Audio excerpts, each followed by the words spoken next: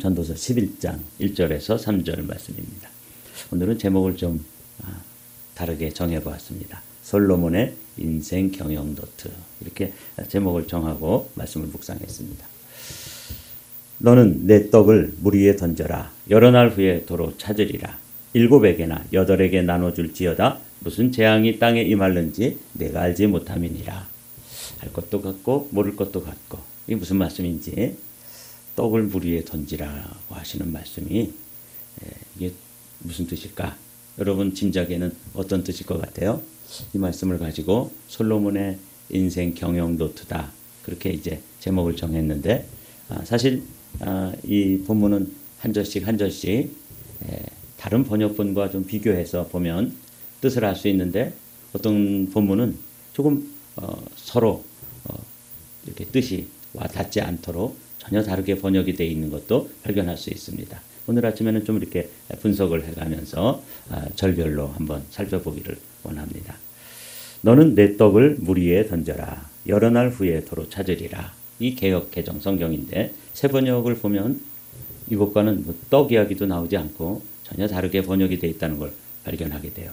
공동 번역은 새 번역의 번역 원칙에 근접합니다. 왜냐하면 이 번역위원들이 아마 이렇게 겹쳐 있으리라고 생각돼요. 돈이 있으면 무역에 투자하여라. 여러 날 뒤에 너는 이윤을 남길 것이다. 이거는 어떻게 너는 내 떡을 물 위에 던져라 하는 이 말씀이 이런 뜻으로도 번역이 되어질 수 있나? 좀 의아스럽죠? 저도 맨 처음에 떡을 물 위에 던지라, 그래서 우리 아침 또 새벽에 떡을 먹는 경우가 있잖아요. 그 떡을 물 위에 던지면 어떻게 되나? 참 찰떡 같으면 뭐 잘 뭉쳐 있겠지만, 시루떡 같으면 잘 또 풀어져 가지고 뭐 물고기들이 좀 좋아하겠구나, 뭐 이런 생각도 하면서, 이 무슨 의미가 들어있길래 이렇게 번역에 큰 차이가 있는 것일까? 공동 번역은 새 번역하고 의미가 맞닿아 있어요. 여러분, 이런 차이는 어디서 나오는 것일까? 본래 원문은 어떻게 되어 있길래 이렇게 될까? 이게 이제 제가 이 본문을 보면서 첫 번째 개역 개정을 폈을 때 무슨 뜻인지 몰라서 또 다른 번역으로 찾아봤더니 뜻은 알겠는데 이 개역 개정 성경하고는 전혀 의미가 다르게 번역이 되어 있어서 적지 않게 혼란스러웠습니다. 그래서 이제 또 함께 살펴봐야 되는 것이죠. 왜 무역, 투자, 이렇게 떡을 던진다는 것을 이렇게 번역을 했을까? 이걸 이제 찾아본 거예요, 제가. 이 물 위에 던진다라는 표현을 보면, 이거를 문자 그대로 제가 먹던 찰떡을 물 위에 던져라, 그런 뜻이라기보다는 이건 하나의 문학적인 시적인 표현이다, 이렇게 이제 이해를 하셔야 되는 거죠. 그래서 이것을 의미상으로 문자적으로 번역한 것이 개역 개정 성경이고, 이것은 이제 킹 제임스 버전이나 여기와 이렇게 맥을 같이 해요. 반면에 제가 이렇게 성경을 늘 관찰하고 분석하고 그 다음에 이제 해석을 하는데, 관찰을 할 때 보면 우리가 아는 이 새 번역이나 공동 번역은 NIV라고 그러죠. New International Version이라고 그러는데, 영어 성경은 그것과 조금 맞닿아 있고, 더 이 새 번역이나 공동 번역의 원칙은 Today's English Version이라고 그래서 아주 현대어로 번역되어진 이런 번역과 이렇게 번역의 원칙이 같아요. 그래서 이 두 번역 원칙을 여러분들이 알아두셔야 돼요. 우리가 가지고 늘 번역 본문으로 사용하는, 우리가 읽는 성경은 문자 그대로, 되도록이면 히브리어의 그 문자의 의미를 그대로 옮겨놓은 그런 번역 원칙을 따른다면, 이 새 번역이나 공동 번역의 경우는 그런 문자적인 의미로 이렇게 하면은 떡을 물 위에 던져라. 그럼 이건 무슨 뜻인지 아무도 모르잖아요. 잘 모르죠. 아무도 모르지는 않겠지만. 근데 이것을 의미상으로 번역하면은 이제 이거는 투자하고 또 무역을 하라는 의미구나, 이렇게 의미상으로 번역을 하는 거예요. 그러니까 번역 원칙이 좀 다른 것이죠. 그래서 현실적으로 해상 무역이나 투자 활동에 대한 조언으로 이 현대어로 번역을 한 거예요. 그래서 그런 차이가 발생했다는 것이죠. 그래서 물을 히브리어로 거기 이렇게 마임이라고 되어 있는데, 이것은 바다. 그래서 바다에 이렇게 멀리 나가서 해상 무역을 하는 그런 상징으로 번역한 거예요.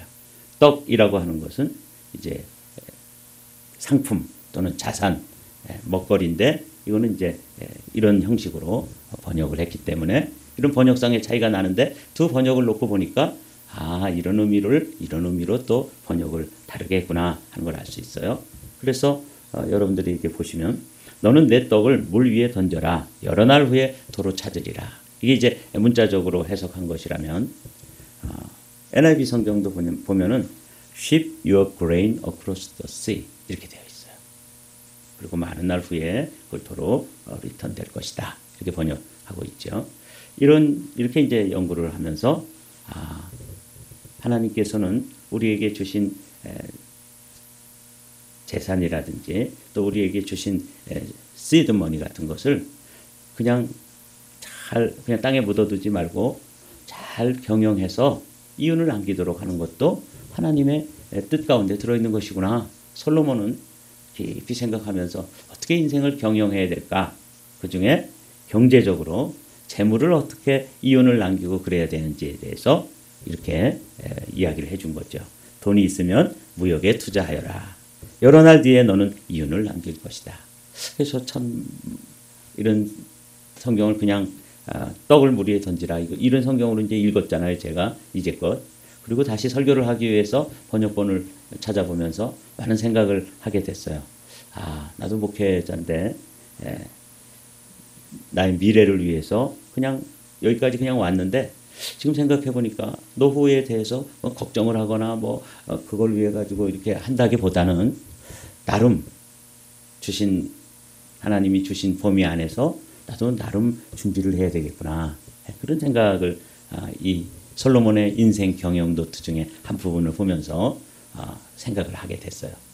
이거 참 그냥 여기까지는 그냥 믿음으로 주님만 바라보고 아무 대책도 없이 무대책으로 여기까지 달려왔는데 솔로몬은 그렇게 얘기하지 않는구나. 이게 성도가 되었든 목회자가 되었든 또는 일반 사회생활을 하는 사람이 되었든 또 우리 자녀들이 되었든 자기에게 주어진 자산을 가지고 잘 경영해야 된다고 이야기하는구나. 참 제 마음속에 반성도 하고 또 제 삶을 돌아보기도 하고 또 성도들에게 이런 거 잘 가르쳐야 되겠다. 이런 여러 가지 생각을 하게 됩니다. 연관되어진 성구들을 찾아보면 이런 말씀을 볼 수 있죠. 눈물을 흘리며 씨를 뿌리는 자는 기쁨으로 거두리로다. 그렇죠? 성경에서는 뿌리도록 뭔가 심어야지만 거둘 수 있게 되죠. 갈라디아서 6장 7절 짧은 구절이지만 우리가 잘 아는 말씀이죠. 다 같이 한번 읽어볼까요? 심는 대로 거두리라. 이게 동사의 법칙이에요. 그래서 우리 모두 사실은 오늘 심은 것이 내일 거두게 되니까 그 심는 문제를 잘 기억해야 되겠구나. 그리고 이거 우리 자녀들에게도 이번에 저희 예담이가 왔을 때 또 제가 이제 맨발 걷기를 한다 그러니까 따라 나서더라고요.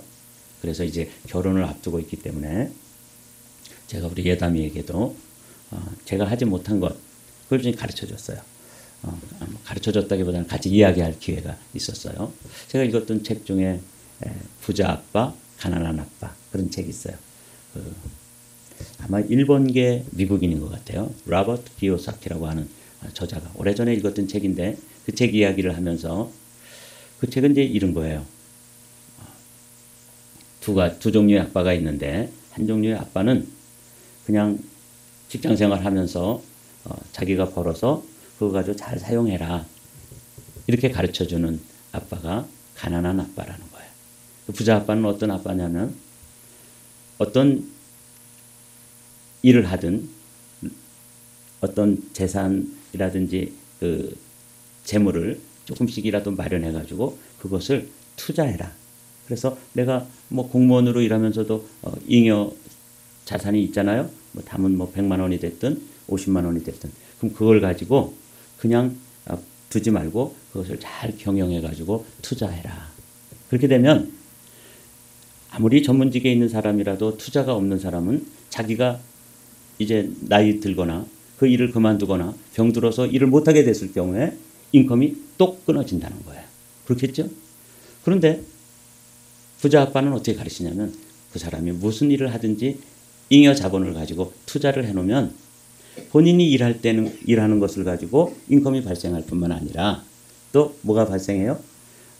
투자된 그것에서 내가 쉬고 있는 사이에 내가 또 잠자고 있는 사이에도 그 투자된 그 돈이 또 다른 재산을 만들고 있다. 말하자면 집을 이렇게 사놓으면 우리가 일하고 잠자고 또 여행 가고 그런 시간에도 이 집에 투자한 돈이 뭘 벌고 있어요? 또 돈을 벌고 있다.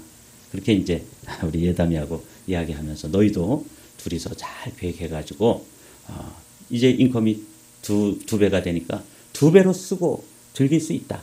그러나 아빠가 생각할 때 그 한 사람 분은 생활하는 데 사용하고 한 사람 분을 잘 저축해가지고 투자를 해봐라. 그게 뭐가 됐든지 너희는 아빠보다 더 지혜로운 사람들이니까 그렇게 해봐라. 그래서 이제 좋은 얘기를 하면서 또 걷고 그렇게 했어요. 왜냐하면 쉬운 대로 거두기 때문에 그래요. 이제 둘이 결혼하니까 인컴이 더블이 됐는데 얼마나 좋아요. 그냥 먹고 즐기고 쓰면 다 되는 거잖아요. 그렇지만 남는 게 아무것도 없죠.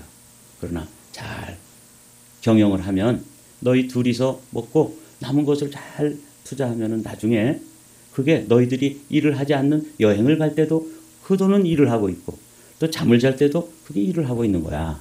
이게 부자 아빠가 가르쳐주는 방법인데 아빠는 너희들이 잘하리라고 믿는다. 그렇게 이야기를 나눴습니다. 그리고 이제 또 솔로몬 이야기를 펼쳐보니까 솔로몬도 그렇게 이야기하는 거예요. 떡을 물에다 던지라. 이게 무슨 뜻인가 하고 찾아봤더니 부자 아빠처럼 잘 경영하고 잘 재물 관리를 해야 된다. 이 말씀을 하고 있는 것이죠. 그렇게 재물을 관리하는 두 번째 원리도 또 너무 지혜로운 방법을 가르쳐주고 있어요. 7에게나 8에게 나누어 줄지어다. 무슨 재앙이 땅에 임할는지 내가 알지 못함이니라. 이 말씀도 또 인생을 경영하는 두 번째 원칙 중에 아주 중요한 원리예요. 이 자녀들에게 사실은 같이 말씀을 읽고 여러분들이 쉐어링을 하면 참 좋을 것 같아요.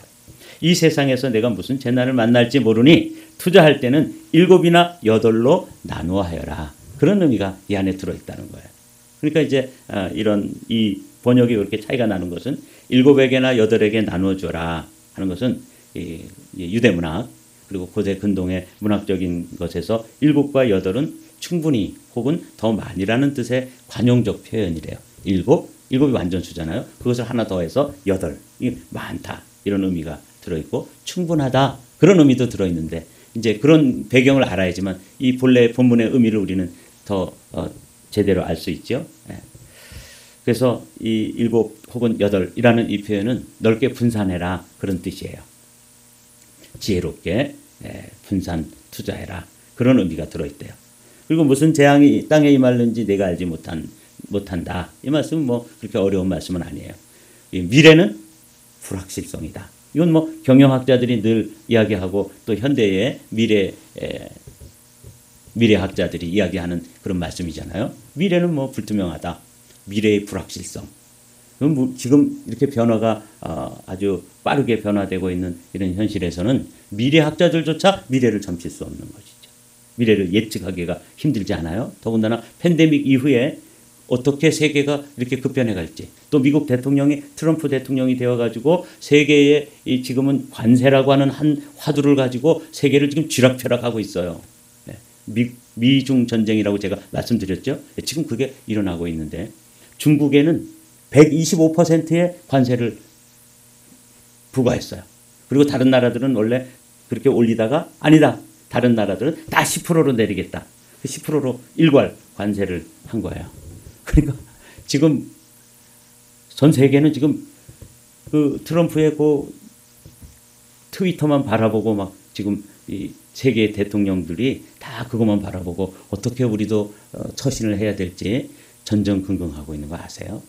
지금 예측이 불허해요.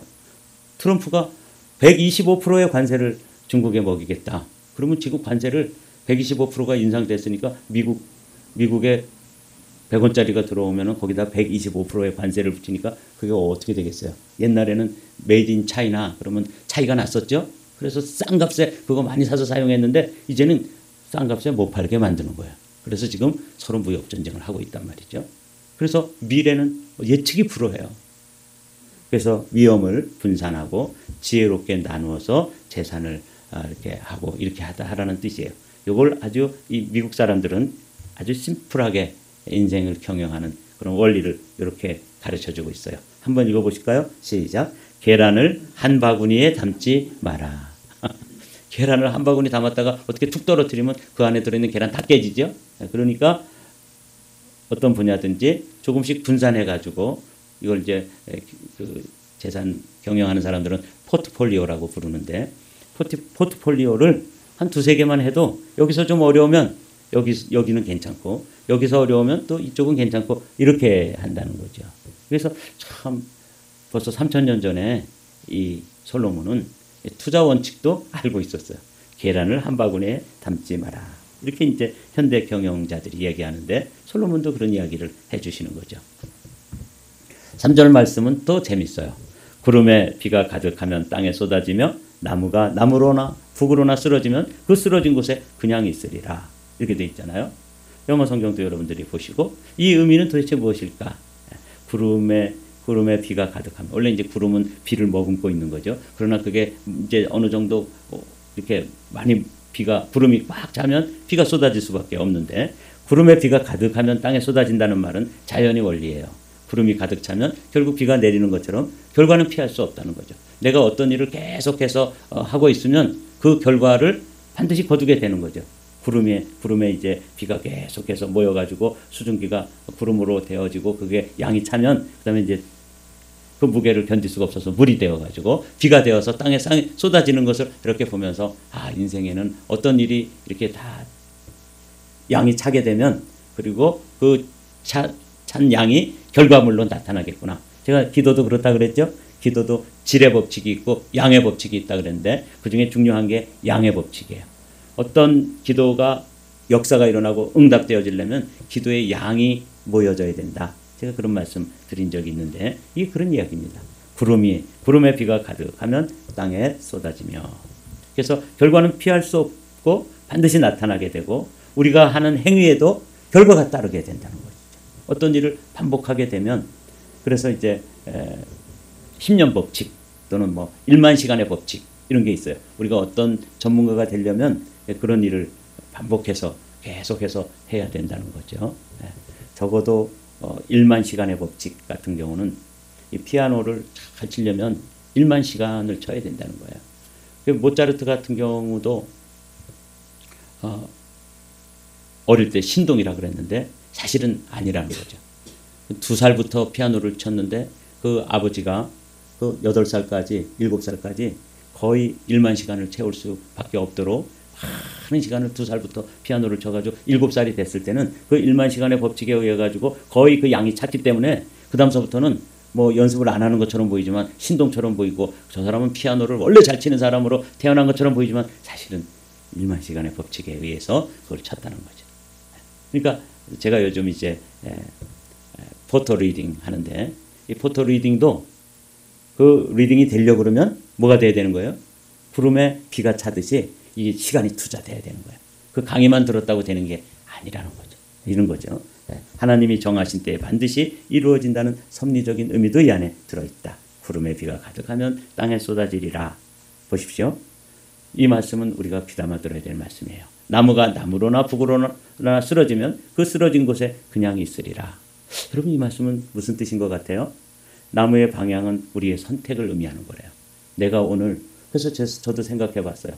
내가 미국을 오지 않았으면 내가 한국에서 어떤 목회를 하고 있었을까? 이렇게 생각해 보니까 내가 미국으로 쓰러진 거 미국을 선택한 거죠. 그래서 내가 지금 이런 모습으로 목회를 하고 있는 거잖아요. 여러분 이게 너무 중요한 거죠. 여러분 가정의 자녀들과 대화할 기회가 있으면 이런 말씀을 가지고 그들이 지금 결정하고 지금 방향을 정한 것이 결국은 미래의 모습이 된다는 것이죠. 나무가 툭 쓰러질 때 자기가 남쪽으로 쓰러져 있으면 쓰러진 그 고목이 스스로 움직여가지고 어떻게 북쪽으로 다시 방향을 옮길 수가 없지 않습니까? 이 솔로몬이 나무 하나 쓰러지는 것만 가지고도 이런 지혜를 깨달은 거야. 저 나무가 저 바람에 이제 고목이 돼서 북쪽으로 툭 쓰러졌구나. 그럼 그냥 그게 자기 인생에 뭐가 되는 거예요? 방향이 되는 거예요. 나무의 방향이 결정지어진 거예요. 한번 쓰러지면 더 이상 방향을 바꾸기가 힘들다. 인생의 유한성 또는 죽음 이후의 불변성을 이야기하기도 하는 거예요. 지혜롭게 삶의 방향을 결정해야 됨을 아주 강력한 이미지로 우리에게 나무 한 그루를 가지고도 가르쳐주는 거죠. 그래서 오늘 1절부터 3절까지 이 말씀을 묵상하면서 참 많은 또 생각을 하게 해요. 오늘 에베소서 5장의 말씀으로 오늘 말씀을 마치려고 합니다. 그러므로 너희는 어떻게 행할지를 자세히 주의하여 지혜 없는 자 같이 하지 말고 오직 지혜 있는 자 같이 하여 세월을 아끼라. 가슴에 다가오는 말씀 아닙니까? 어쩌다 보니까 저도 이 나이가 됐는데 돌아온 세월을 보면서 이런 건 참 잘했구나. 이런 거는 참 내가 하지 않았으면 어떻게 됐을까. 참 좋았을 텐데 이런 후회도 있고 돌아보는 시간이 되었습니다. 그리고 중요한 거는 자녀들하고 이런 이야기를 나눠야 되는 거죠.